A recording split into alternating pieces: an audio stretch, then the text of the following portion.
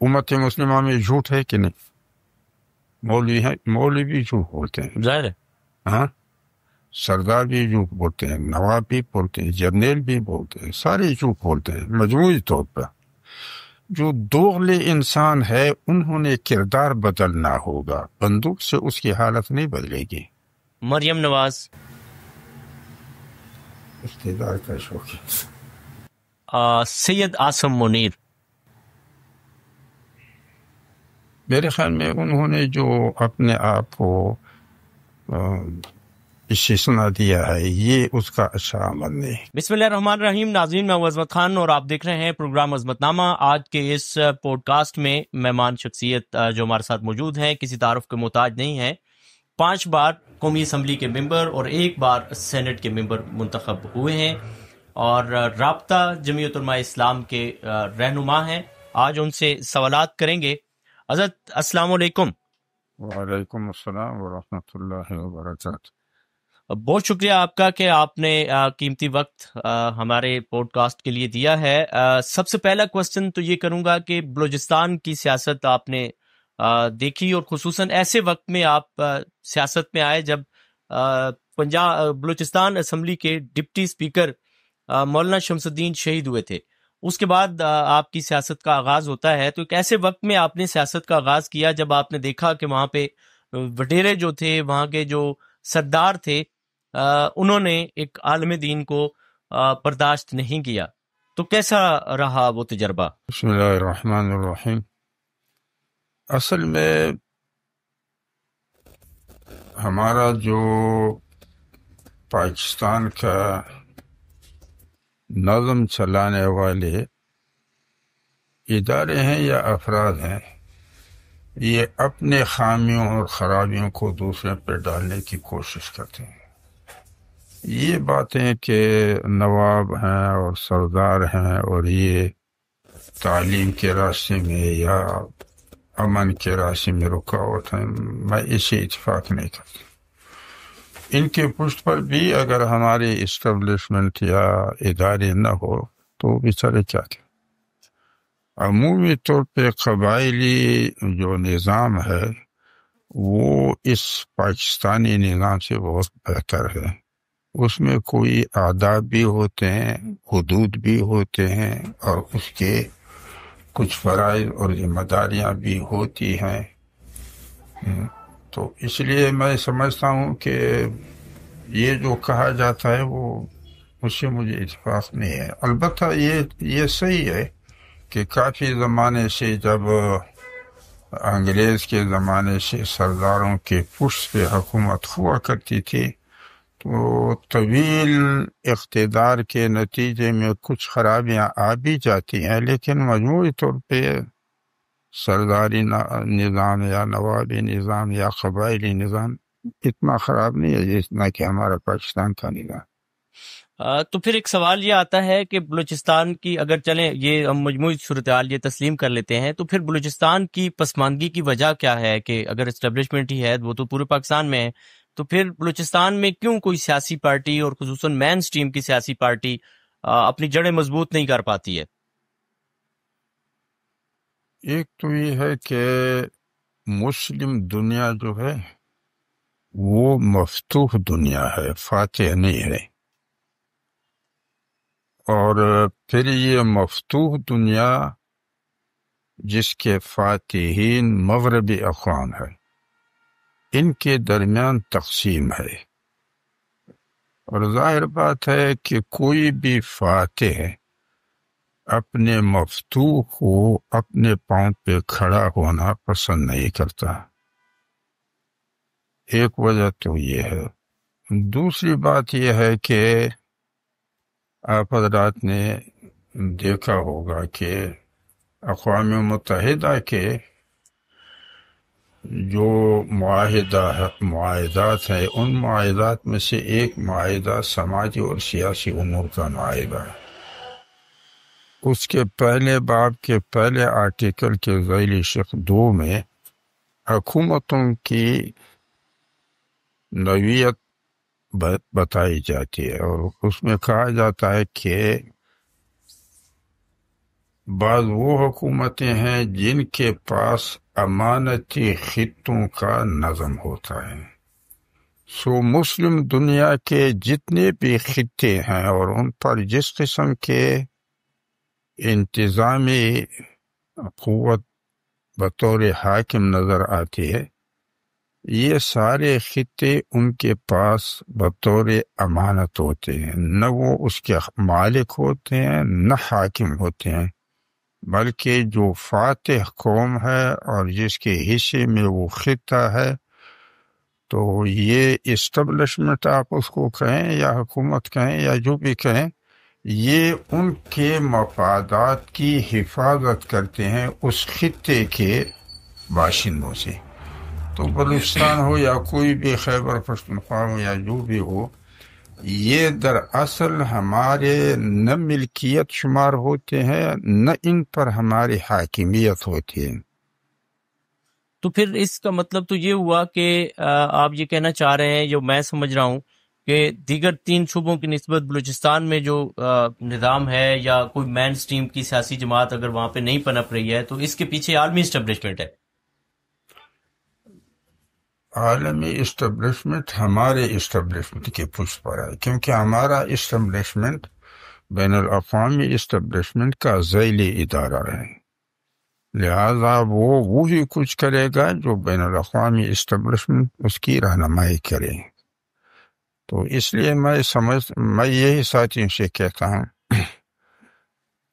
کہ ہمارا جو اسٹیبلشمنٹ ہے، چاہے آپ اس کو فوج کہیں، عدلیہ کہیں، انتظامیہ کہیں، عین کے سیاستدان کہیں، یہ دراصل ہمارے نہیں ہیں، افراد ہمارے ہیں، ادارے جو ہیں وہ ہمارے نہیں ہیں، ادارے ان لوگوں کے ہیں جن کے حصے میں ہم ہیں، کیونکہ ہم مفتوح دنیا ہے۔ اب مثلا 1926 میں برطانیہ نے اپنے مفتوح ممالک کا ایک تنظیم بنایا، برٹش کامن ویلتھ کے نام سے، اور اس میں ہم بھی ہیں، اور اس کی سربراہی برطانیہ کے شاہی خاندان کے فرد کے ساتھ اب بھی ہوتی ہے۔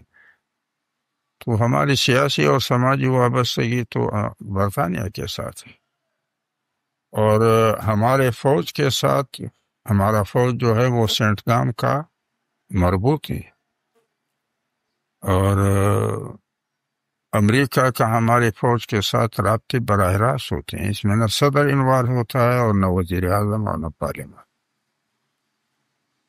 اگر ہم تھوڑا سا رخ کو چینج کریں تو آپ نے چونکہ بہت ساری تحریکات دیکھی ہیں پاکستان میں، سیاسی بھی اور مذہبی بھی، تو بہت ساری جو تحریکیں چلیں 54 کی، 74 کی، 84 کی، تو آپ کیا سمجھتے ہیں جو دینی تحریکیں چلی ہیں وہ قوم کو مطمئن کر پائی ہیں اور جس کاز پہ چلی تھی وہ کامیاب ہوئی؟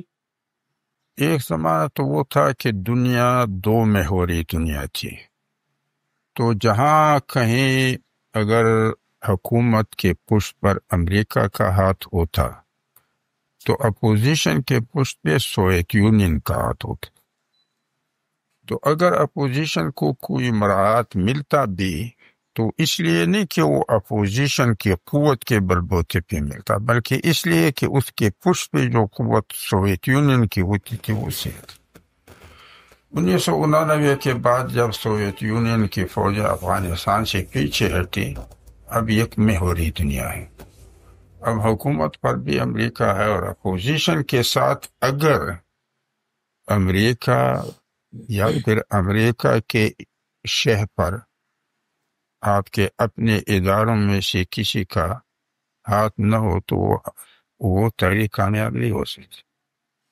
تحریکیں اپنے بلبوتے پہ کامیاب نہیں ہوتی تھی بلکہ، اور نہ ہو سکتی ہیں، بلکہ ان کے پشت پر جو قوت ہوتی ہے وہ اس کی وجہ سے۔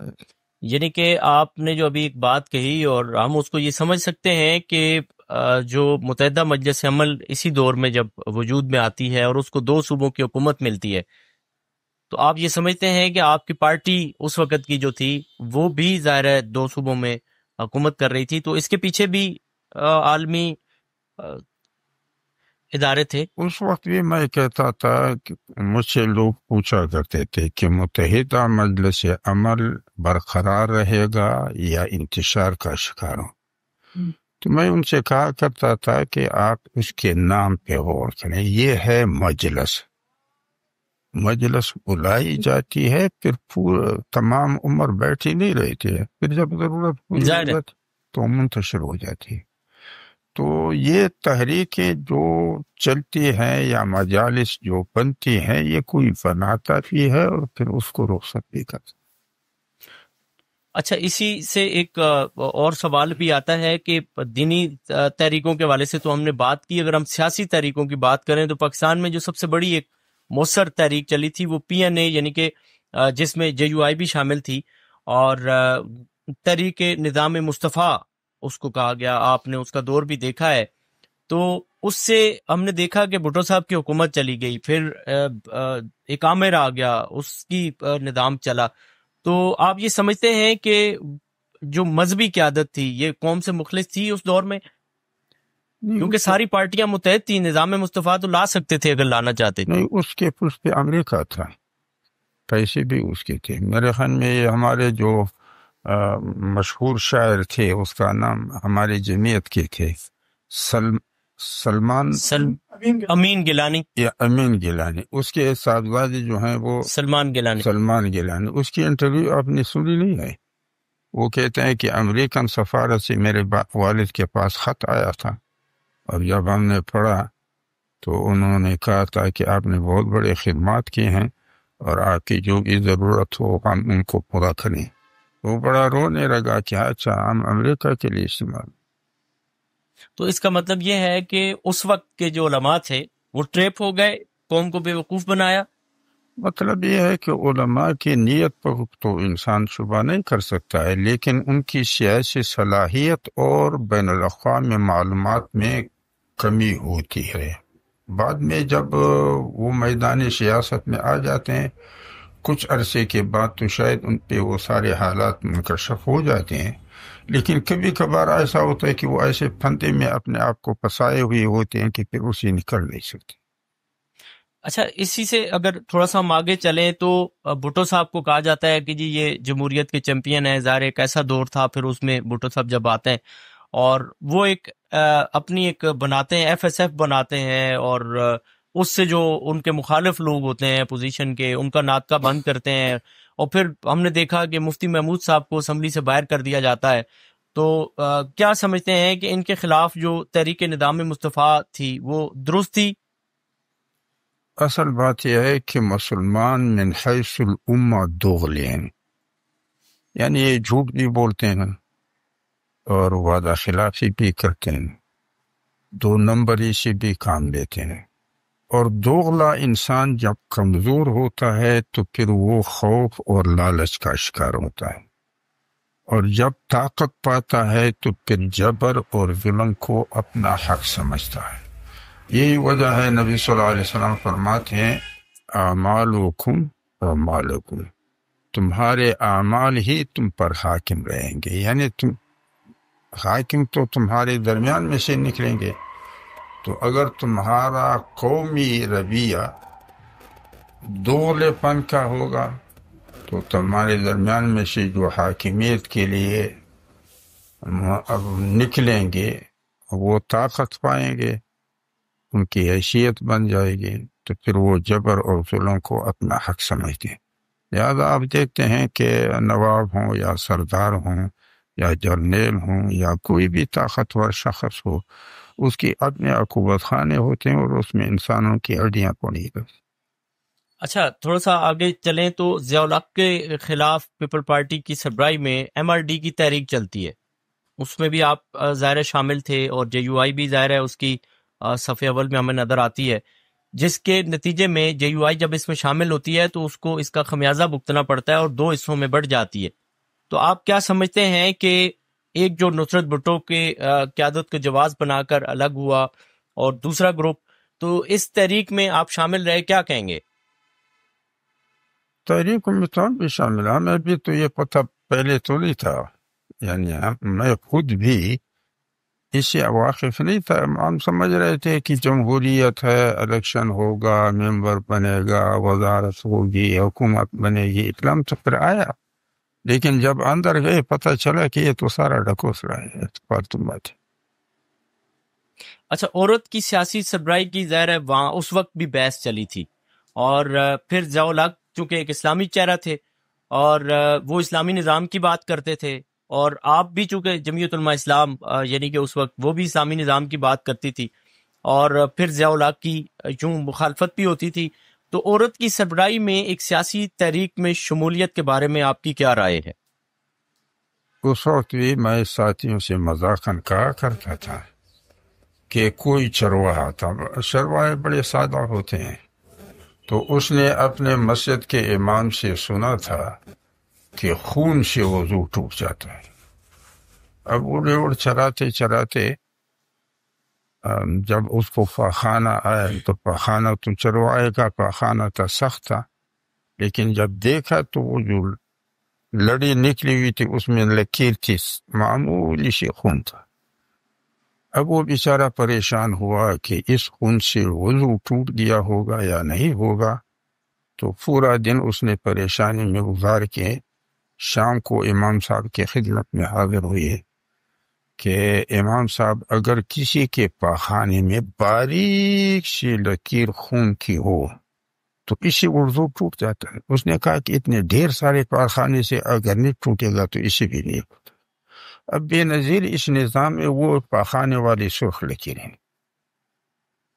اچھا، نظام ہی جب غلط ہے، آپ کا آئین کوئی آپ کو نہ منظر بتاتا ہے، نہ مقصد بتاتا ہے، نہ راستہ بتاتا.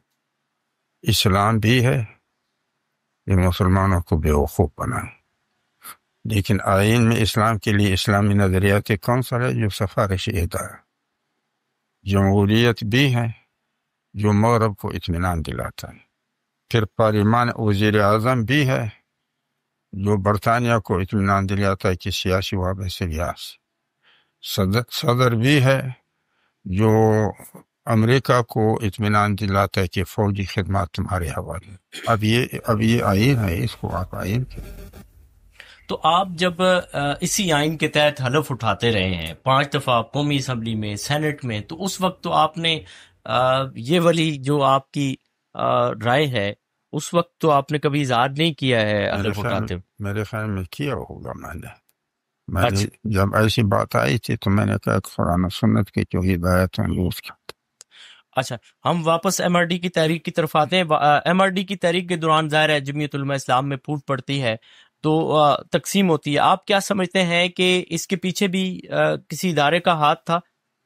پاکستان کی سیاست جو ہے، جیسا کہ ہمارے شیخ صاحب جو ہیں، شیخ رشید صاحب، وہ کہتے ہیں کہ پاکستانی سیاستدان تو فوجی گملوں میں پلی ہوئی ہے. تو آپ پھر کچھ اور بھی باتیں ہوتی ہیں. کچھ نبی صلی اللہ علیہ وسلم فرماتے ہیں کہ جب مال مویشی سبزے کے ارد گرد گھومتے ہوں تو پھر باڑ کو پلانت کر لیتے ہیں. کبھی کبھار ایسا بھی ہو رہا ہے. اچھا، 1977 میں افغان سوویت جنگ کا آغاز ہوتا ہے. پاکستان نے بھٹو صاحب کے دور میں ہی اس میں ظاہر شمولیت اختیار کی. پھر ضیاء دور میں اس میں بڑی تیزی آئی، اور آپ اس جہاد کو جہاد مانتے ہیں؟ اصل میں افغانستان کے جنگ کے مختلف مراحل ہیں. ایک وہ مرحلہ ہے جو سوویت یونین سے جنگ کا تھا. اس کے بارے میں علماء کی رائے اور قوم پرستوں کی رائے میں فرق تھا، اور دونوں کے لیے ایک بنیاد تھی. علماء کی رائے یہ تھی کہ سوویت یونین باہر کا دشمن ہے جو افغانوں کے گھر کے اندر داخل ہوا ہے، اور یہ جنگ اس داخل شدہ دشمن کو نکالنے کے لیے ہے، اس لیے یہ جہاد ہے. یہ بھی ایک وجہ تھی. اور قوم پرستوں کی رائے یہ تھی کہ دراصل تنازع امریکہ اور سوویت یونین کا ہے، اور امریکہ نے سوویت یونین کو ورغلا کر حملہ کروایا، اب اس کو پسایا. تو یہ بھی ایک بنیاد ہے. علماء کے نظر میں وہ پہلا جو جنگ تھا، چونکہ گھر کے اندر داخل ہوئے دشمن کو نکالنے کا جنگ تھا، اس لیے وہ اس کو جا سمجھ رہے تھے۔ بعد میں 1999 میں جب سوویت یونین کی فوجیں پیچھے ہٹی اور بین النسوان نے، جو اقوام متحدہ کا نمائندہ تھا، مجاہدین کو پیشکش کی کہ حکومت بنا کے میں تمہیں دیتا ہوں، اور جب انہوں نے انکار کیا تو پھر تعاون کا ہاتھ کھینچ کر کے شرارت کے ہاتھ بڑھائے اور پھر گروپنگ کی جنگ شروع ہوئی۔ اب اس گروپنگ کی جنگ کو بے اتفاق علماء فساد کہہ رہے تھے۔ تو یہ 1999 سے لے کر 1994 تک تھی۔ اس دوران میں مغربی دنیا مختلف طور طریقوں پہ سوچ رہے تھے کہ کیا صورت ہو سکتی ہے کہ ہم افغانستان میں داخل ہو جائیں۔ تو پھر اس کے لیے انہوں نے یہ سوچا کہ مدرسہ جو ایک مذہبی قوت ہے اور ابھی تک خوابیدہ ہے، تو اگر ہم اس کو اٹھائیں، علماء سے فتوے دلائیں اور طلباء کے گردنیں استعمال کریں، پیش کریں، تو یہ اس لیے مفید ہوگا کہ علماء اور طلباء اس گروپنگ کے جنگ کے فساد کو مد نظر رکھتے ہوئے ان مجاہدین کے ساتھ جو سوویت یونین کو پسپا کر چکے تھے، اسی جذبے سے لڑیں گے جس جذبے سے مجاہدین سوویت یونین سے لڑے تھے۔ تو 94 سے لے کر 2001 تک جو مدرسے اور مجاہدین کے درمیان کا جنگ تھا، اس نے راستہ کھولا نیٹو کے افواج کو افغانستان کے اندر آنے کا۔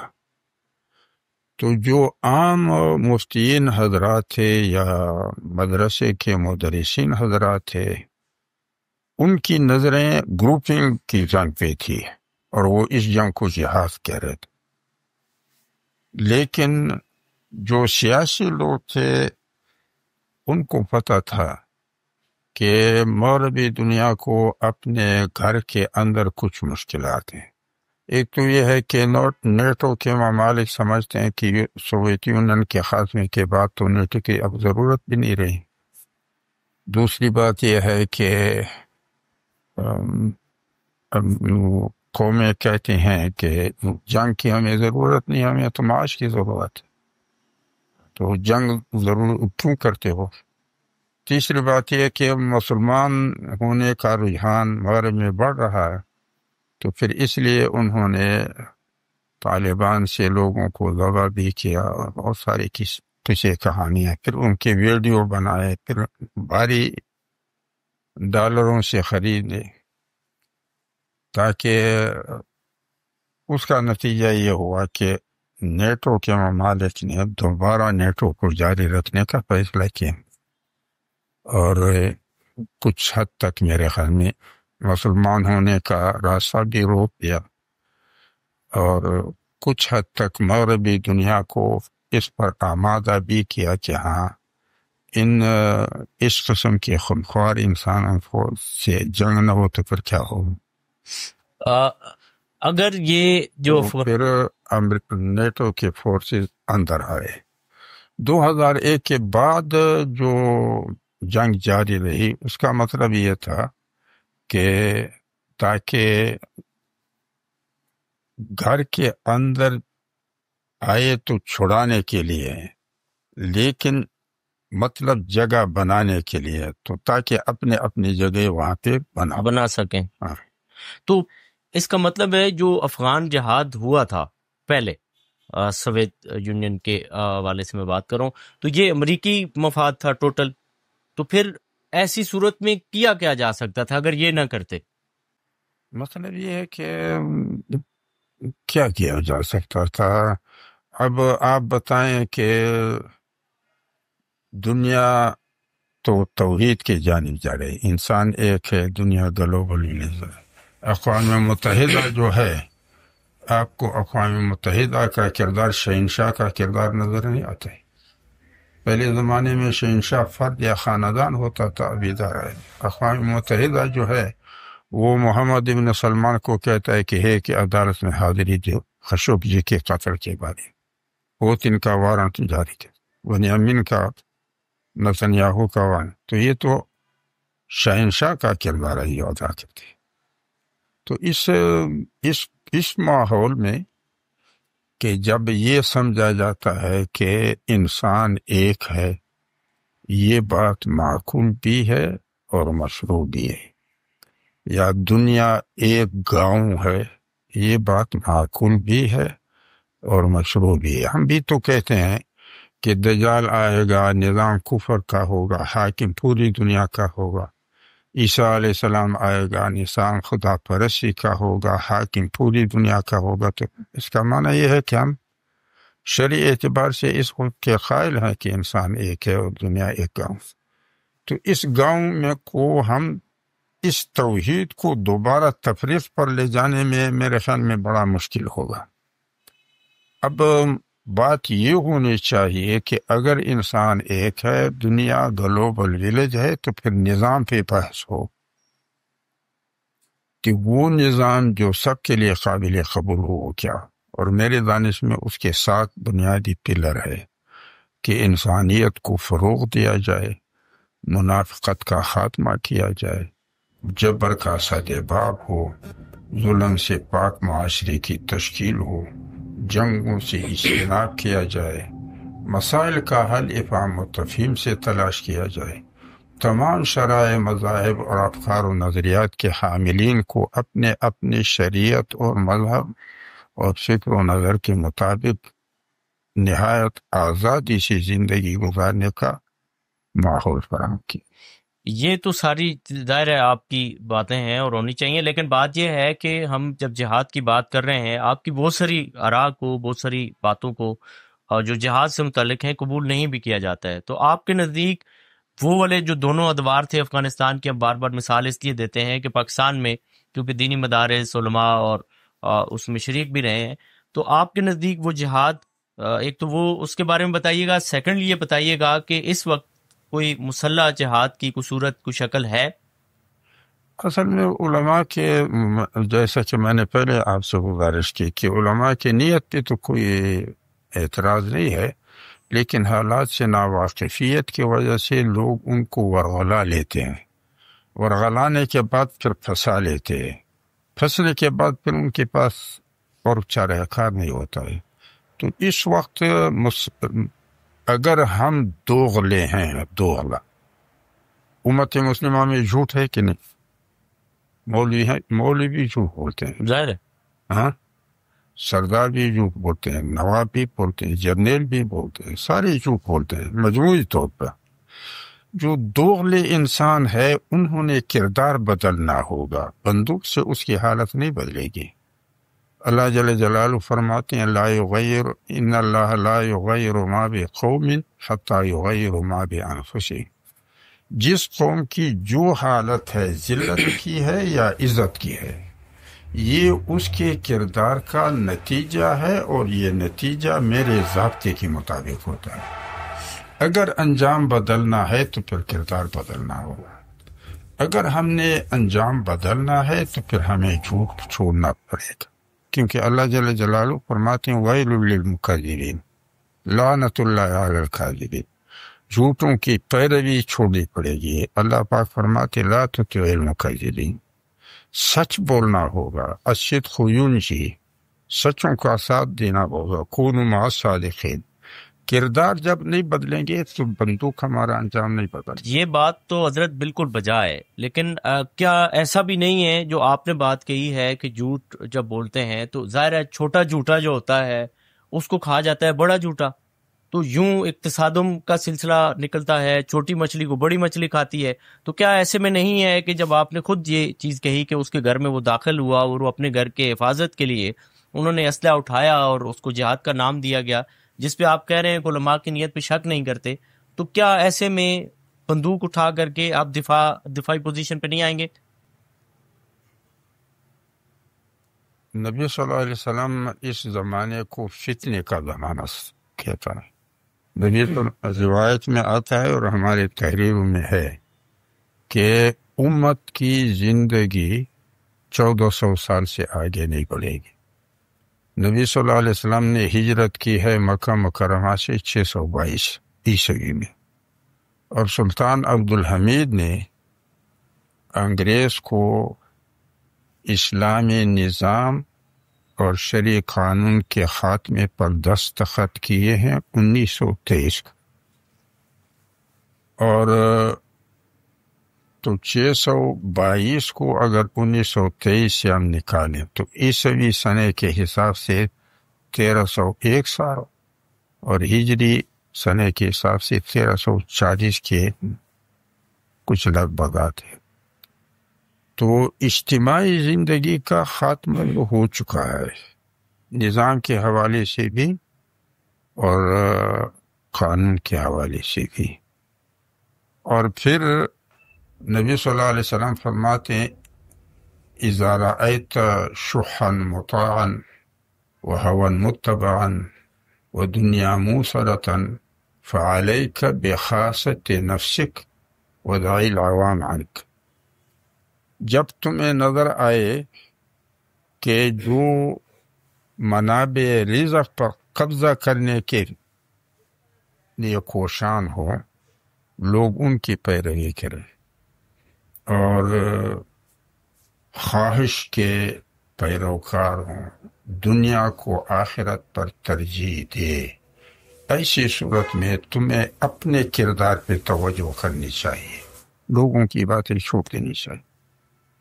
اچھا یہ بتائیے گا کہ آپ نے ظاہر ہے مذہبی حوالے سے بھی اور پھر مذہبی سیاست اور دوسری پارلیمنٹیرین سیاست دونوں آپ نے بہت قریب سے دیکھی ہیں، اور آپ یہ بتا سکتے ہیں مذہبی جو منافرت ہے یا سیاسی منافرت ہے یہ دونوں میں سے ملک کے لیے کون سی زیادہ نقصان دہ ہے؟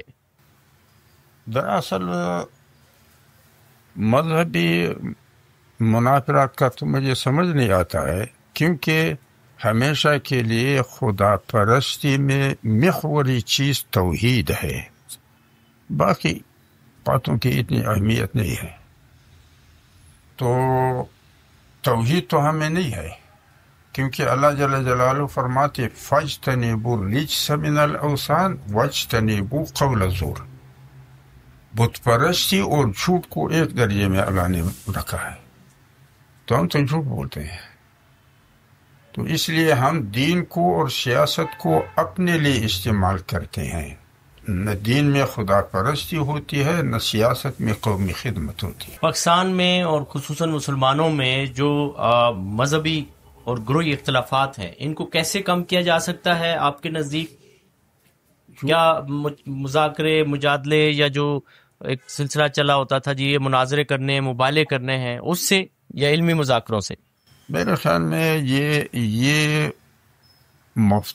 یہ زیر تسلط قومی جو ہیں یہ پرواہ نہیں چلتی ہیں. میرے نظر میں جو اصل آزاد قومیں ہیں، جو مغربی قومیں ہیں، مذاکرات ان سے ہونی چاہیے.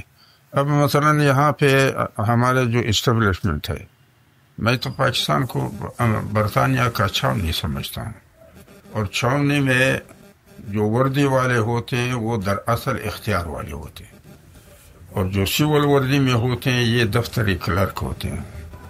تو آپ دیکھتے ہیں جی ایچ کیو میں پالیسیاں مرتب بھی ہوتی ہیں اور قانون بھی مرتب ہوتے ہیں، سیاستدانوں کو اعلان کے لیے اور دفتری پروسیس کے لیے دیتے ہیں. تو میں سمجھتا ہوں کہ یہاں پہ جب تک ہمیں جھوٹ ہے تو نہ ہمیں مذہب فائدہ دے گا نہ سیاست فائدہ دے گا. جب تک ہمیں وعدہ خلافی ہے، ایک روایت میں نبی صلی اللہ علیہ وسلم فرماتے ہیں عزت خذ الفیء دولا والامانۃ مغنما والزکاۃ مغرما وتعلم العلم لغیر الدین. جب تم دیکھتے ہو کہ مشترکہ محاصل کو لوگ اپنی ذاتی ملکیت سمجھتے ہیں، جس چیز کی نگرانی اس کے ذمہ ہے اس کو مال غنیمت سمجھتے ہیں، اور زکوٰۃ کو اپنا نقصان سمجھتے ہیں، ایک لمبی روایت ہے تو اس میں وہ فرماتے فَارْتَقِبُوا عِنْدَ ذَلِكَ رِيحًا حَمْرَاءَ، جب یہ خواص اور یہ عادتیں تم میں آ جاتی ہیں تو پھر خون آشام ہواؤں کا انتظار کریں۔ تو یہ جو خون آشام ہوائیں ہیں یہ ہمارے کردار کا نتیجہ ہے۔ تو شیخ یہ جو آپ بات کرتے ہیں استعمار کی، اسٹیبلشمنٹ کی اور جی ایچ کیو کی بھی آپ نے بات کی، تو آپ تو بالکل نفی کر رہے ہیں سیاست کو اس سے کہ وہ اس کے تابع ہے، لیکن آپ 5 بار ظاہر ہے قومی اسمبلی میں گئے، سینٹ میں گئے، تو کبھی آپ نے کوئی قرارداد کی صورت میں اس طرح کی تجویز پیش کی ہے کہ یہ اس طرح کا نظام ہے اور اس طرح نہیں ہونا چاہیے؟ میرے خیال میں وہ تو پھر اسمبلی اور سینٹ کی تقریروں کو نکالنا چاہیے۔ ویسے ابھی چونکہ ہم آپ سے بات کر رہے ہیں تو اس لیے براہ راست وہ آپ سنیں اچھا کہ معیشت پر بھی میں نے کیا کہا ہے اور نظام پر میں نے کیا کہا ہے۔ مطلب یہ ہے کہ جو مسلم دنیا کا انتظامی ڈھانچہ ہے یہ خدمت کے لیے نہیں ہے، نہ پبلک کی سہولت کے لیے ہے، نہ پبلک کی حفاظت کے لیے ہے، یہ فاتح قوم کے مفادات کی حفاظت ہم سے کرتا ہے اور اس کے مقاصد کی وکالت ہمارے درمیان کرتا ہے۔ تو اس لیے میں کہتا ہوں کہ پاکستانی اسٹیبلشمنٹ چاہے وہ کوئی بھی ادارہ ہو، فوج ہو یا عدلیہ ہو یا انتظامیہ ہو، اس سے خیر کی توقع کوئی نہ رکھے کہ مثلاً وہ میری حفاظت کرے گا یا مجھے عدالت فراہم کرے گا یا میری سہولت کرے گا یا میری خدمت کرے گا۔ نہیں، سوال دیکھو، یہ تمہاری خدمت، یہ ویلفیئر اسٹیٹ ہے نہیں، یہ سیکورٹی اسٹیٹ ہے۔ اب تو فوج براہ راست خود کہتا ہے کہ یہ ہارٹ اسٹیٹ ہوگا اور صحیح معنوں میں ہارٹ، اور پاکستان فرسٹ نہیں، سیکورٹی فرسٹ ہوگی۔ تو سیکورٹی کس چیز کی؟ ہمارا تو خون بہ رہا ہے، یعنی ہمارے بھی مفادات کی سیکورٹی ہو اور ان کے مقاصد کی۔ یہ بتائیے گا کہ آپ نے ایک تنظیم بنائی تھی امام مذہبی امانگی کے لیے کوئٹہ کی سطح پہ، تو ملی یکجہتی کونسل موجود تھی ظاہر ہے، تو یہ اسی طرح کا کام کر رہی تھی، اس کی صورتحال کیا ہے؟ امام پتہ نہیں، متحدہ مجلس عمل سے تو امام پہلے تھا۔ جی اب یہ ملی یکجہتی کونسل کی تاریخ مجھے پوری طرح یاد نہیں ہے کہ دراصل اس میں یہ تھا کہ شیعہ اور سنی اور بریلوی اور دیوبندی کے جو تنازعات تھے، یہ تنازعات ان کے اپنے نہیں تھے، درمیان میں شرارت کوئی اور کہتا تھا اور نظام کسی اور پہ۔ تو ہم نے کہا کہ اگر کوئی ایسی بات ہو تو ہم آپس میں مل کے بیٹھیں، اگر لڑنا ہے تو پھر ایک دوسرے کو بتا کے لڑیں، اگر بننا ہے تو پھر دوسروں کی شرارتوں پہ لڑائی نہ لڑی جائے۔ تو اس کا فائدہ بلوچستان میں کافی ہوا کہ بہت ساری کوششیں شیعہ اور سنی کو لڑانے کی گئی ہے، بریلوی اور دیوبندی کے بھی، لیکن جنہوں نے مارنے تھے انہوں نے مار تو دیے، لیکن جو نتیجہ حاصل کرنا تھا وہ ان کو ہاتھ نہیں آیا۔ اچھا، آپ بھی چونکہ ملکی نظام پر تنقید کرتے ہیں، عسکریت پسند بھی ملکی نظام پر ظاہر ہے ان کی بھی رائے اسی طرح کی ہے، تو آپ کیا سمجھتے ہیں کہ آپ کی رائے میں اور ان کی رائے میں ایک عمل کر عسکریت پسند بھی ظاہر ہے اس ملکی نظام کو غلط کہتے ہیں، عسکریت پسند وہ بھی اس ملکی نظام کو ظاہر ہے ٹھیک، جمہوریت کو ٹھیک نہیں کہتے، اس نظام کو ٹھیک نہیں کہتے، اور آپ کی رائے بھی ایسی ہے کہ یہ نظام ظاہر ہے ہمارا نظام نہیں ہے، یہ کسی کے نظام کی تابعداری کر رہے ہیں ہم؟ اصل میں ہمیشہ کے لیے ہوتا یہ ہے کہ اگر آپ تبدیلی اپنے بل بوتے پہ لائیں گے تو وہ آپ کے فائدے میں ہوگا، اور اگر تبدیلی ہاتھ پھیلا کے لائیں گے تو پھر وہ جو ہاتھ میں ڈالتا ہے یہ اس کے فائدے میں ہوگا۔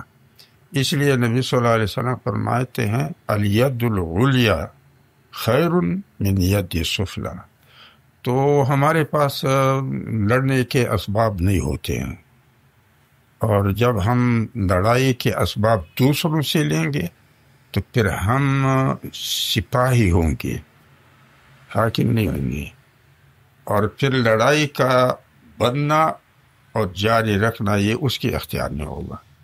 جب بھی لڑائی ختم کرنا ہے تو وسائل بند کر لے گا، ختم ہو جائے، اور اگر جاری رکھے تو تو اس لیے ہمیشہ کے لیے سیاسی میدان میں جو قوت ہے وہ دلیل اور کردار کی ہوتی ہے.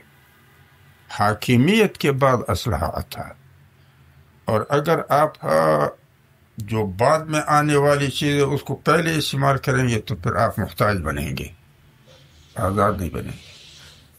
تو یہ بتائیے گا کہ جو ملک میں پارلیمانی نظام ہے یہ ٹھیک ہے، اس کو چلنا چاہیے، یا صدارتی نظام کی کبھی کبھی بات اٹھتی ہے، بات کاشت ہوتی ہے، وہ نظام ٹھیک ہے یا کوئی اور نظام آپ چاہتے ہیں؟ جب تک ہم میں دوگلاپن ہے کوئی نظام تمہیں فائدہ نہیں دے گا. وہ پارلیمانی نظام ہے ہمارے یہاں، ہم کامن ویلتھ کے تو ہیں، ہم تو برطانیہ سے مربوط ہیں. اسی طرح صدارتی نظام جو ہے وہ ہم فوجی خدمات میں تو امریکہ کے لیے وقف ہیں، وہ تو پہلے سے ہیں. تو جب تک ہم اپنے کردار کو نہیں بدلیں گے، یہ سارے اصطلاحات الفاظ خوبصورت ہوں گے مگر نتیجے کچھ بھی نہیں ہوں گے. تو کوئی پوری دنیا میں کسی جگہ بھی ایسی مثال آپ پیش کر سکتے ہیں کہ جو ان لوگوں نے اپنے آپ کو بدلا ہو اسی طرز کی، جب اب ہمارے پڑوس میں جو ہم بات کر رہے ہیں یا اسلامی ممالک کی بات کر رہے ہیں تو وہ ٹھیک ہو گیا ہو؟ مسلمان تو مجموعی طور پہ دور لے رہے ہیں. آپ بتائیں کہ کون سا مسلمان ہے یہ دولا نہیں ہے؟ البتہ آپ جاپان دیکھیں، وہ دولا نہیں، وہ سچ بولتا ہے. مغربی دنیا میں سچ ہے، جھوٹ ان کو عجب اثر لگتا ہے. یہاں پہ جھوٹ جو ہے بڑا کمال سمجھا جاتا ہے، سب جھوٹ بولتے ہیں. چلیں، عالمی دنیا کی تو ہم بات کر چکے، پاکستان میں آتے ہیں. اب اس وقت پھر ایک بحث چھڑ چکی ہے کہ صوبے بننے چاہیے. آپ کی کیا رائے ہے؟ صوبے بننے چاہیے مزید؟ صوبے بنے یا نہ بنے، لیکن ملک کو وہ تقسیم کریں گے. لیکن میں ان سے کہتا ہوں کہ اگر ملک تم نے توڑنا ہے تو ہم نے تو کلمہ پاکستان پہ نہیں پڑھا ہے. ہمارا خون ہے بس، جیسا بھی توڑ. ایک دفعہ پارلیمان میں ایک شخص بڑا شور مچا رہا تھا کہ خدا کے لیے ملک بچاؤ. تو میں نے کہا یہ ملک بچنے کے لیے تو نہیں بنا، یہ تو ٹوٹنے کے لیے بنا. تم نے متحدہ ہندوستان کو توڑا مسلم اور ہندو قومیت کی بنی، حالانکہ مسلم اور اسلام اور ہندوازم یہ زندگی کے کرداروں کے لیے افکار ہیں، یہ قوم نہیں ہے، لیکن تم نے توڑ دیا. وہی یہ بات آپ کی اگر ہم یہ سمجھیں، آپ جیسا ایک زیرک شخص جس نے 50 سال تقریباً سیاسی کشمکش میں گزارے، پھر آ کر کے یہ فیصلہ کیا اور یہ سمجھنے پہ مجبور، تو عین جوانی میں اس طرح کا فیصلہ لے لیتے تو شاید آج جو رابطہ جمعیت علماء اسلام ہے یہ کوئی ہمیں بڑی اس میں نظر آتی. ایک ایسے دور میں آپ نے اس کو چھوڑا جب فیض امید کا فیض جو ہے وہ 4 دانگ عالم پاکستان میں پھیلا ہوا نظر آ رہا تھا. اب یہ اس اصطلاح سے تو میں اتفاق نہیں کروں گا کہ آپ مجھے چھوڑنا منسوخ کرتے ہیں. میں کہتا ہوں راستہ ہمارے ساتھی نے بدل ڈالا، ہم تو پرانے راستے پہ آئے. باقی یہ جو آپ فرما رہے ہیں کہ پہلے میرا موقف پہلے بھی اداروں میں یہ ہوا کرتا تھا، اور بہت سارے ہمارے مرکزی جنرل کونسل یا مجلس عمومی کے اجلاس ایسے ہوئے کہ اس میں ہم کہتے تھے کہ انتخابی سیاست جو ہے وہ علماء سے دیانت کو رخصت کیا، طلباء سے بصیرت ختم کی، اور عوام کا جو اعتماد تھا مذہبی لوگوں پہ وہ کمزور ہو گیا. لہذا ہماری تجویز ہوا کرتی تھی کہ یا تو انتخابات سرے سے نہ لڑی جائے، یا صوبوں کو اختیار دیا جائے کہ اگر کوئی صوبہ نہیں لڑتا ہے تو ہم بلوچستان میں انتخابات نہیں لڑیں گے، دیکھیں گے کہ وہاں مذہبی طبقے کی مقام اور حیثیت بڑھتی ہے یا گھٹتی ہے. تو اگر بڑھ گئے تو پھر آپ ہی چھوڑتے ہیں، اور اگر وہ آپ نہیں کرتے ہیں تو پھر یوں کریں کہ علماء کو نمائندہ نہ بنائیں، بلکہ نمائندہ بنائے جو ہمارے وکلاء ہیں یا سردار ہیں یا نواب ہیں. اگر ان کا اچھا کردار ہوا، منصوب جماعت سے ہوگا، کمزوری ان میں پائی گئی تو ان کی شخص شمار. اچھا چلیں، آپ نے یہ کہا کہ آپ کے لیے یہ نہ منسوخ کیا جائے، بلکہ 1997 میں تو ہمارے مجلس عمومی کا اجلاس ہوا تھا ڈیرہ اسماعیل خان میں. اس میں ہم نے طے کیا تھا کہ ہم نے انتخابی سیاست سے ہٹ کر دعوتی سیاست کو ہم نے اپنانا ہے. لیکن بعد میں چونکہ جب مشرف مرحوم نے انتخابات کا اعلان کیا تو پھر وہ چونکہ آدھی ایک چیز کی عادت پڑ جاتی ہے تو پھر آدھی انسان جب دیکھتا ہے دوسروں کی عادت کو تو پھر وہ بھی اس میں شامل ہو جائے. وہ تو اس کے بارے میں تو یہ کہا جاتا ہے اور توجیہ پیش کی جاتی ہے کہ وہ شاید اس لیے یہ اعلان کیا گیا تھا یا مشاورت میں بات کی گئی تھی کہ وہ ایک دھمکی تھی اس وقت کی اسٹیبلشمنٹ کو کہ ہم بھی یعنی کہ جمعیت علماء اسلام بھی جو کلاشن کلچر کی مخالفت کرتی رہی ہے تو یہ بھی اگر سیاست سے کنارہ کشی کرے گی تو پاکستان میں جو مذہبی لوگ ہیں کارکنان ہیں یا مدارس کے تو یہ بہت تیزی کے ساتھ اسلحہ کلچر کی طرف آگے بڑھیں گے جہادی کلچر کی طرف. تو یہ تو اس لیے کہہ رہے ہیں کہ ایک دھمکی تھی یہ اصل فیصلہ نہیں تھا. مطلب یہ ہے کہ اب ادارے نے فیصلہ تو کیا تھا اگر مجھ جیسے یا کسی اور نے اس کو دھمکی کے طور پہ استعمال کر کے اپنے لیے مقام بنانے کی کوشش کی وہ تو پھر اس کا ذاتی مسئلہ.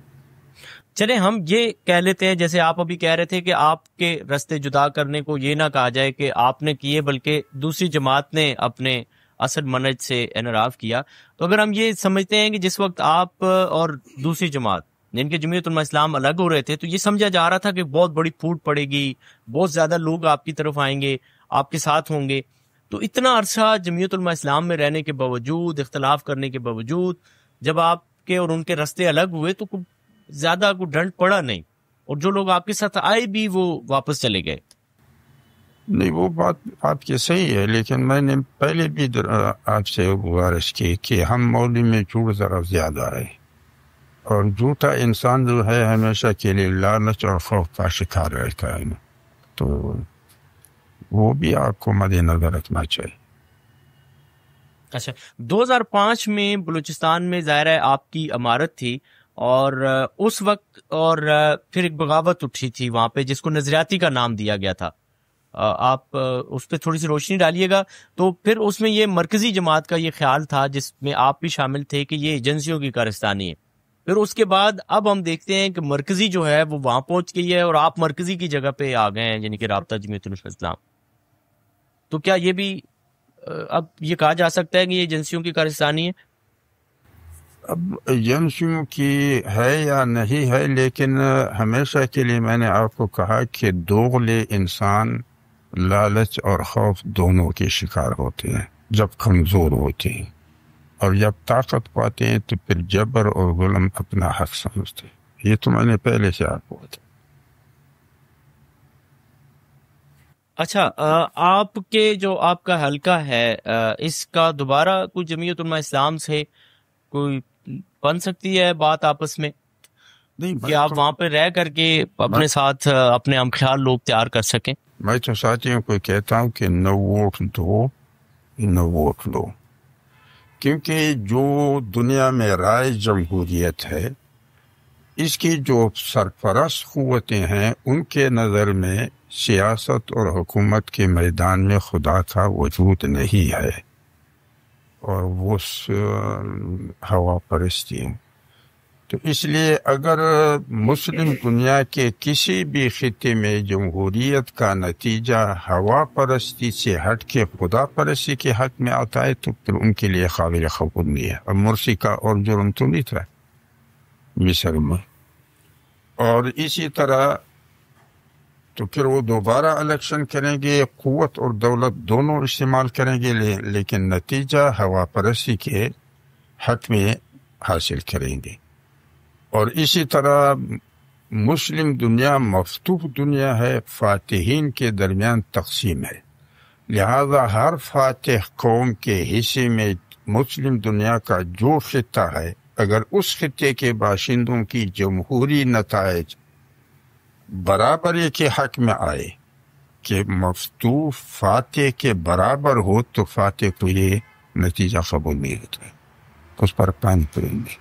دوبارہ الیکشن ایسا کریں گے کہ نتیجہ ماتحتی کے حق میں آئے. تو اس لیے میں ساتھیوں سے کہتا ہوں کہ اس جمہوریت میں الیکشن کا نتیجہ خدا پرستی کے بارے میں نہیں آئے گا. اگر آئے گا تو اس پہ پانی پھر جائے گا. لہذا تمہارا وزن خدا پرستی کے پلے میں نہیں، ہوا پرسی کے پلے پر، اور تمہارا وزن قوم کی برابری کے حق میں نہیں بلکہ ماتحتی کیا، پھر ضرورت کیا ہے سوائے اس کے کہ ہمیں گھر گھر لڑا کر اور وہ ہمارے درمیان انتشار پیدا کرے گا، اور اسٹیبلشمنٹ ہو یا فاتح قوم وہ سوا رہے گا۔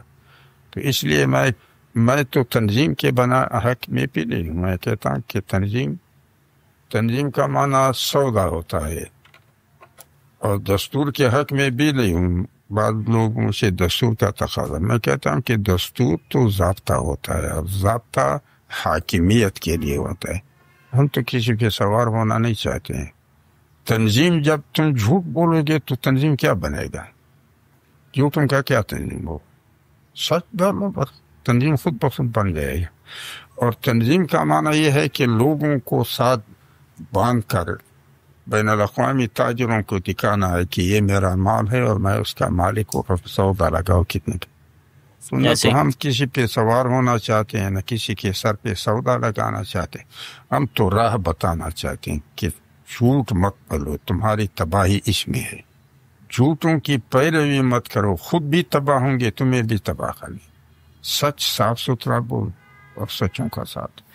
آپ نے سیاست کا آغاز مفتی محمود رحمۃ اللہ علیہ کے دور میں کیا، جی ہاں، اور پھر اس کے بعد آپ کی سیاست کا جو عروج ہے یہ مولانا فضل الرحمان کی قیادت میں تھا۔ آپ نے دونوں چیزیں دیکھیں، سیاسی بصیرت کے حوالے سے بتائیں کہ دونوں میں کس کی سیاسی بصیرت کتنی ہے؟ مطلب یہ ہے کہ مفتی صاحب کے مرحوم کے زمانے میں بہت ساری چیزیں راز میں تھی، اور وہ جیسا کہ آج کل ننگی ہو چکے ہیں اس طرح نہیں تھی، اب بالکل ننگی ہو گئے ہیں سب کچھ، کہ الیکشن کا کیا معنی ہے۔ اور میں ساتھیوں سے کہتا ہوں کہ اول تو تم ووٹوں سے کامیاب نہیں ہوں گے تو ووٹ ہوگا یا نوٹ ہوگا یا دونوں ہوں گے۔ تو اس لیے 2018 کا جو الیکشن ہوا تھا اس میں میں نے تجویز دی تھی کہ باقاعدہ ایک ادارہ کھول دیا جائے کہ ادارہ برائے سیاست و وزارت، الیکشن کی کوئی ضرورت نہیں ہے۔ جو پیسہ کسی نے اگر الیکشن میں لگانا ہے تو وہ اس میں سے چوری نہ کرے، وہ لفافہ میں ڈال دے اور درخواست لے کے وہاں لے جائیں کہ یہ میری خواہش ہے اور یہ میری استطاعت ہے، اب آپ خود خدا واسی کے گیتا میں۔ تو الیکشن کی کیا ضرورت ہے کہ ایک دوسرے کو مال کٹائی ہو اور پریشانیاں، پیسے بھی لگیں اور پھر نتیجہ وہی نکلے۔ تو یہ بتائیے گا کہ موروثی سیاست کے حوالے سے بڑی بحث ہوتی ہے، بات ہوتی ہے، مولانا فضل الرحمان استدلال کرتے ہیں کہ موروثی سیاست کو استدلال کرتے ہیں وہ کہ انبیاء بھی جو ان کا بھی تسلسل ہے موروثیت سے ہے، آپ اس کے بارے میں کیا کہتے ہیں؟ یہ بات اس کی صحیح ہے، انبیاء میں اگر وراثت چلی آ رہی ہے، مثلا داؤد علیہ السلام کے بعد سلیمان علیہ السلام تھے، لیکن وہ تو اللہ کے وحی سے تھا، تو اب تو میرے خیال میں وحی کی کوئی گنجائش نہیں ہوگی۔ دوسری بات پھر یہ ہے کہ وراثت قرابت کی بنیاد پہ ہوتی ہے۔ مثلا آپ کا کوئی جائیداد ہے تو آپ کی جائیداد میں آپ کے وہ رشتہ دار ہوں گے جو آپ کے نسبت قریب ہے، یا پھر وراثت بطور وصیت ہوتی ہے کہ آپ کسی کی بات۔ تو میرے خیال میں یہاں پہ تو نہ وحی ہے، نہ سیاسی رہبری میں کوئی قرابت کی بنیاد پہ وراثت ہے، اور نہ ہی وصیت کی بنیاد پہ، کیونکہ بعض علماء جو اب اپنے آپ کو امیر کیسے ہیں، وہ تو کہ کوئی اور ہوا کرتا تھا۔ اچھا، تھوڑا سا ہم بات کرتے ہیں جس پہ ہم نے ماضی میں بات کی ابھی، کہ تھوڑا سا یہ بتائیں کہ پاک افغان جو معاملات ابھی چل رہے ہیں، آپ کیا سمجھتے ہیں کہ دونوں ممالک کے بیچ کوئی ایسے سنجیدہ عوامل ہیں جن پہ یہ ساری ایک وار کی صورتحال بنتی جا رہی ہے، یا یہ بھی کسی عالمی استعمار کا کوئی اسائنمنٹ ہے جس کو انہوں نے مکمل کرنا ہے تھرو ہمارے؟ پاکستان پروجیکٹ لیتا ہے جنگوں کا، کیونکہ فوج کا تو سوائے جنگ کا اور کوئی پروجیکٹ ہے نہیں، تو اگر ان کو وہاں سے کوئی پروجیکٹ ملا تو پھر ان کے ساتھ ڈلیں گے۔ اور دوسری بات یہ ہے کہ پاکستان کی خواہش یہ ہے کہ تم دنیا سے روابط میرے وساطت صرف، میں نے یہ کیا میرے تو وہ کہتا ہے ابھی تو میں بالغ ہوں، نکاح بھی کیا ہے، تو اب تم مجھے اپنی آزادی سے زندگی گزار دو۔ تو بہرحال مسئلہ بالادستی کا ہے، پاکستان بالادستی چاہتا ہے، افغانستان آزادی چاہتا ہے۔ اور دوسری بات یہ ہے کہ پاکستان مغرب سے پروجیکٹ جنگ کے لیے لینا چاہتا ہے، اگر وہاں سے ان کو پروجیکٹ ملا تو پھر کچھ کریں گے۔ تو آپ کے نزدیک ان دونوں ممالک کے مابین اس کشیدگی کا حل کیا ہے؟ حل یہ ہے کہ جو اپنے بارے میں پسند کرتا ہے وہ دوسروں کے بارے میں بھی پسند کرتا ہے۔ اگر میں پسند کرتا ہوں اپنے لیے کہ میں آزاد رہوں، کوئی بلا وجہ مجھ پہ تسلط قائم نہ کرے، تو پھر مجھے یہ چاہیے کہ میں دوسروں کو بھی یہ حق دوں کہ میں بھی ان پہ بالادستی قائم نہ کروں۔ باہمی رضامندی سے رفاقت ٹھیک ہے، لیکن بالادستی سے اور ماتحتی کا جو رابطہ ہے وہ ٹھیک ہے۔ تو کیا سمجھتے ہیں کہ افغانستان کی جو طالبان کی ابھی حکومت ہے، یہ وسیع البنیاد یا ہمہ شمول حکومت ہے؟ یہ کب تک چلتی ہوئی نظر آ رہی ہے؟ اس کے بارے میں نے ان کو تجویز دی تھی کہ تمہیں چاہیے کہ جو معاہدہ قطر میں تم کر چکے ہو اس کے مندرجات تو ہمیں پتہ نہیں ہے، ان پر من وان پابند رہو۔ نبی صلی اللہ علیہ وسلم نے قریش کے ساتھ جو معاہدہ کیا تھا وہ اگرچہ کمزوری کا معاہدہ تھا لیکن نبھایا، تو تم کو بھی وہ نبھانا چاہیے۔ اور اگر وہ نہیں ہے تو پھر کم از کم یہ کریں کہ عمومی الیکشن کروا دیں۔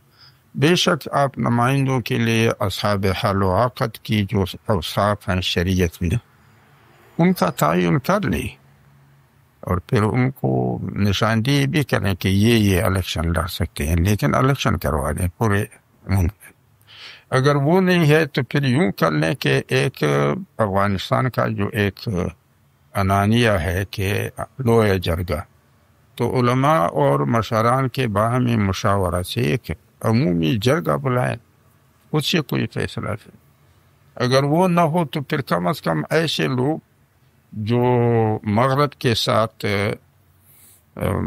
واقف ہیں یا مغرب ان کے ساتھ واقف ہیں، مثلا حامد کرزئی صاحب ہیں، اشرف غنی صاحب ہیں، عبداللہ صاحب ہیں، یا اس طرح کے کوئی اور، ان کو آگے رکھیں، آپ پیچھے ہو جائیں، اب دیکھیں کہ وہ کیا کرتے ہیں۔ اچھا، اسی طرح کی جس طرح کہ ابھی آپ کہہ رہے ہیں کہ آپ نے ان کو تجویز دی ہے، اور اسی طرح آپ نے ملا عمر کے دور میں شمالی اتحاد کے ساتھ بھی تصفیہ کی کوشش کی تھی، جس میں آپ ہرات میں گرفتار بھی ہوئے تھے، تو اس گرفتاری کے پیچھے وہ تصفیہ کی کوشش تھی؟ نہیں، وہ نہیں ہوگا۔ اصل میں ہمارے جو پاکستانی ادارے تھے جو اس میں زیادہ انوالو تھے، ان کو مفاہمت ان کے اپنے درمیان کی پسند نہیں تھی۔ اچھا، اور وہ چاہتے تھے کہ اگر مفاہمت ہو تو ہمارے وساطت سے ہو، ورنہ تو پھر لڑتے رہیں۔ اور پھر جو تجاویز ہم نے وہاں ربانی صاحب کے سامنے رکھی، ہم نے ان کو کہا تھا کہ اگر ملا عمر کی حکومت کو آپ تسلیم کرتے ہیں تو پھر حکومت کا تنازع تو حل ہو جائے گا، بات آئے گی شراکت پر، تو شراکت کی آپ کی نوعیت ایک ہوگی، وہ دوسری نوعیت کی شراکت، تو ہم ان دو نوعیتوں کا معادلہ کرائیں، اور اگر ملا عمر تمہاری حکومت کو تسلیم کرے تو حکومت کا مسئلہ حل ہو جائے گا، پھر بات آئے گی شراکت پر، آپ کچھ دیں گے وہ کچھ اور لیں گے، تو ہم ان کا معادلہ، اور اگر نہ آپ اس کی حکومت مانے نہ وہ آپ کی حکومت مانے تو دونوں حکومتیں نہیں ہوں گی۔ نئی حکومت کے لیے آپ بھی تجویز دیں، وہ بھی تجویز دیں گے، ہم ان دو تجاویز کا معادلہ کریں۔ تو ربانی صاحب والوں نے تو مانا تھا کہ یہ ٹھیک ہے، لیکن طالبان نے انکار کیا، اور وہ کہہ رہے تھے کہ ہمارے دوست ہمیں اجازت نہیں دیتے۔ اچھا، تھوڑا سا ان کو کہا تھا کہ تمہارے دوست کو سامنے تو لاؤ کہ وہ کیا کہتے۔ اچھا، یہ بتائیے گا کہ آپ نے عمران خان کے ساتھ اتحاد کیا اس وقت جب وہ حکومت میں تھے، اب جب وہ نہیں ہے اور مشکلات کا دور ہے ان پہ، تو اب آپ کہیں ان کی جماعت کے لیے کچھ بات کرتے ہوئے یا کردار ادا کرتے ہوئے نظر نہیں آتے؟ اصل بات یہ ہے کہ اقتدار میں تو انہوں نے رابطہ تو اقتدار میں کیا تھا، یہ بات صحیح ہے، اسد قیصر صاحب اس وقت اسپیکر تھے اور خٹک صاحب میرے خیال میں وزیر دفاع تھے یا خارجیت، تو انہوں نے رابطہ کیا تھا اور پھر ہم نے شجاع النور صاحب کو اپنے جانب سے فوکل پرسن بھی مقرر کیا تھا، لیکن ہم نے رفاقت کا جو فیصلہ کیا وہ اقتدار کے بعد کیا تھا۔ جب وہ اس کی حکومت ختم ہوئی تب جا کر کے پھر اسد قیصر صاحب کے وساطت سے ہماری نشست ہوئی بنی گالہ میں، لیکن اس نشست میں میں نے عمران خان صاحب سے کہا کہ آپ کی بات معقول تو ہے تو مثلاً غلامی قبول نہیں ہے، بے جا مخاصمت کسی کے ساتھ مقصود نہیں ہے، اور نہ جنگ کو خود پسند کرتے ہیں نہ دوسروں کی جنگ کا اعلی کار بنتے ہیں، بات معقول ہے، لیکن پاکستان کا جو محل ہے وہ موضوع نہیں ہے، کیونکہ پاکستان یا تو چوروں کی بستی ہے کہ دنیا میں جہاں بھی کوئی فساد ہوتا ہے تو کرا یہاں آتا ہے، یا پھر بین الاقوامی چوک ہے مزدوروں کا، ہر ایک کو کرائے کی ضرورت ہے، یا پھر یہ ہے کہ اسٹیبلشمنٹ کی جاگیر ہے، یا پھر برطانیہ کا اس خطے میں فوجی شامی ہے، تو اس لیے یہ محل موضوع نہیں ہے۔ تو چاہیے یہ کہ ہم دو بدو بیٹھ کے آپ کے موقف اور محل کی موضوعیت کے درمیان کچھ سوچ کریں، لیکن وہ موقع ہاتھ نہیں آیا، اور ہم نے جو معاہدہ کیا ہے وہ اصولوں کا ہے، مفادات کا نہیں ہے۔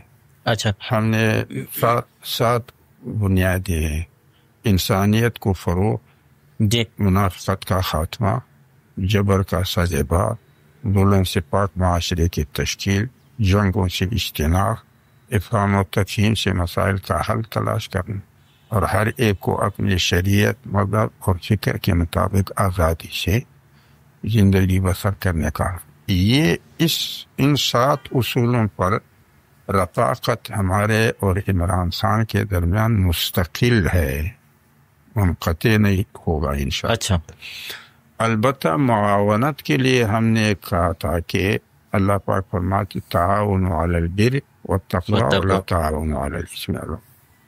تعاون اگر آپ چاہیں گے تو ہم دیکھیں گے کہ اگر وہ کام بر کا ہے تو پھر تعاون بھی کریں گے، اور اگر بر کا نہیں ہے تو سمجھائیں گے، اگر آپ نے مان لیا یا ہم نے مان لیا تو معاونت کریں گے، نہ تو پھر ہر ایک۔ تو آپ کو لگتا نہیں ہے کہ اس وقت آپ نے جس کے ساتھ تعاون کی بات کی، ملاقاتیں کی، انہوں نے بھی ایگری کیا، اب وہ جیل میں ہے، کبھی آپ نے کوشش کی کہ ان سے ملاقات کریں یا وفد اپنا بھیجیں؟ جی کوشش تو کی ہے لیکن دیتے نہیں ہیں۔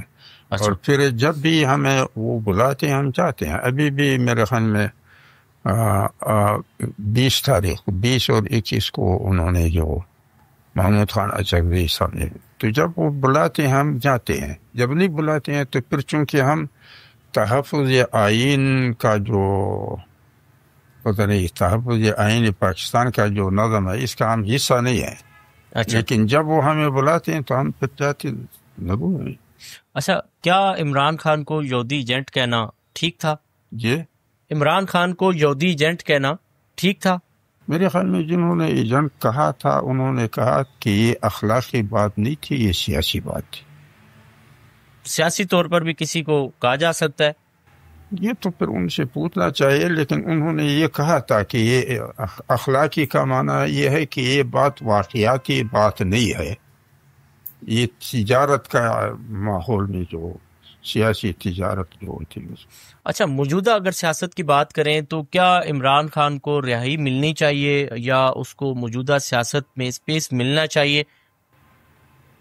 اب یہ مسئلہ تو میرے خیال میں ہمارے سیاستدانوں کی بس کا بھی نہیں ہے اور اسٹیبلشمنٹ کی بس کا بھی نہیں ہے، اور میں سمجھتا ہوں کہ جب تک فلسطین اور اسرائیل کا مسئلہ کسی ٹھکانے بیٹھ جائے اس کے بعد پھر دیکھا جائے گا کہ کیا ہوتا ہے، کیونکہ ابراہیم ایکارڈ پر میرے خیال میں ہمارے جو موجودہ ذمہ داران ہیں وہ آمادہ ہو چکے ہیں، اور جو قرارداد سلامتی کونسل میں پیش کی گئی تھی کوئی 20 نکات کا تھا کیا تھا، اس میں فلسطین کا تو شاید برائے نام تھا، اس میں بھی دستخط ہو چکے ہیں۔ اب یہ غزہ میں جو فوجیں بھیجنے ہیں تو یہ مسئلہ بھی کسی ٹھکانے بیٹھ جائے تو پھر دیکھا جائے. اچھا، لاسٹ میں 2-4 نام لوں گا، آپ نے ایک جملے میں اس پہ کوئی بھی کمنٹ دینا ہے، کوئی بھی آپ ایک جملے میں کہہ سکتے ہیں. میاں نواز شریف. نمازی آدمی، اچھا، عمران خان. موقف کا مضبوط، مولانا فضل الرحمان. وقت کے ساتھ بلاول بھٹو. ناتجربہ کا، مریم نواز. اقتدار کا شوقین. سید عاصم منیر. میرے خیال میں انہوں نے جو اپنے آپ کو استثنا دیا ہے یہ اس کا اچھا عمل نہیں، کیونکہ اللہ جل جلالہ فرماتے ہیں لا یسأل عما یفعل وهم یسألون، اللہ سے پوچھنے والا کوئی نہیں ہے اور اللہ سب سے پوچھے. تو یہ جو مقام انہوں نے اپنے لیے مختص کیا ہے مناسب نہیں. آصف علی زرداری. دوستوں کا وفادار. آخری کوشچن ہے، آپ نے عمران خان کے ساتھ ظاہر ہے اتحاد ہے، اس کو تعاون کی پیشکش کی ہے. سیتا وائٹ کیس عمران خان کے اوپر رہا ہے اور سامنے کی چیز ہے، تو ایسے شخص کے ساتھ تعاون کیا جا سکتا ہے؟ ایک ہے انسان کا شخصی عمل، اس کا کھوج لگانا میرے ذمہ نہیں ہے. ایک اس کا سیاسی موقف اور اس پر ڈٹ جانا ہے. سیاسی موقف تو صحیح ہے، غلامی قبول نہیں ہے، بیجا مخاصمت مقصود نہیں ہے، جنگ پسند نہیں ہے، دوسرے کے جنگ کا آلائے کھانے، یہ موقف ٹھیک ہے. اور اس موقف پر جو اس کا ڈٹ جانا ہے یہ بھی ٹھیک ہے. آخری کوشچن، فیض حمید کو سزا ہوئی ہے تو کیا سمجھتے ہیں یہ پہلی بار اتنی بڑی کسی شخصیت کو سزا ہوئی ہے، تو یہ عمران خان کے لیے بھی کوئی اس میں مزید آگے چل کر کے سختی ہو سکتی ہے، یا یہ واقعی میں ان فیض حمید کے خلاف ہی ہے؟ مطلب یہ ہے کہ یہ سزائیں جو ہیں یہ احتساب کے زمرے میں نہیں آتے ہیں، یہ شخصی ٹکراؤ کے زمرے میں آتے. یعنی کہ یہ اس کے عارضی ایک ہے، کوئی اتنی بڑی 14 سال کی نہیں ہے یا مزید آگے نہیں چلے گا، ایک شخصیت کے خلاف معاملہ ہے، احتساب نہیں ہے اس حوالے سے. جی، یہ کوئی احتساب کا عمل نہیں. میں نے آپ کو بتایا کہ یہ جو کچھ ہو رہا ہے یہ احتساب نہیں ہے. احتساب میں مد نظر ہوتا ہے قومی اور ملکی فوائد کو، جرائم کا سدباب. یہ احتساب نہیں ہے، یہ شخصی ٹکراؤ کا شخص ہونا ہے. ٹھیک ہوگا، بہت شکریہ سر آپ کا کہ آپ نے ہمیں ٹائم دیا ہے. ناظرین، آپ کو یہ پوڈ کاسٹ کیسا لگا؟ آپ مزید کسی ایسی شخصیت کے بارے میں پوڈ کاسٹ کے خواہش مند ہیں کہ ہونا چاہیے تو کمنٹ سیکشن میں ضرور بتائیے گا. اسی کے ساتھ اپنے میزبان عظمت خان کو دیجیے اجازت. اللہ نے کے پاس.